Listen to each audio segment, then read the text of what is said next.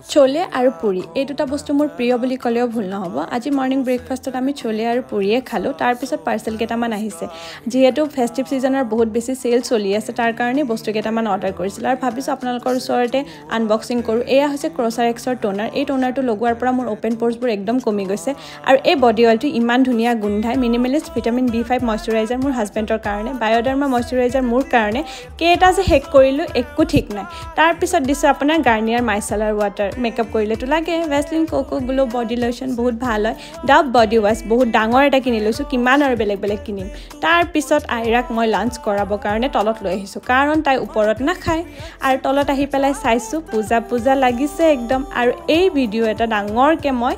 লং ব্লগত দি থৈ দিছো আপোনালোকে চাব তাৰ পিছত মই তাইক খুৱাব নোৱাৰি পেলাই ওপৰৰ পৰা তাইৰ পাপাক মাতি দিলো তলত যে আহা মই নোৱাৰিছো আৰু মই আহি গৈছো ওপৰত আহি পেলাই মই চুপ খাই আছো আজিলৈ আহিছো বাই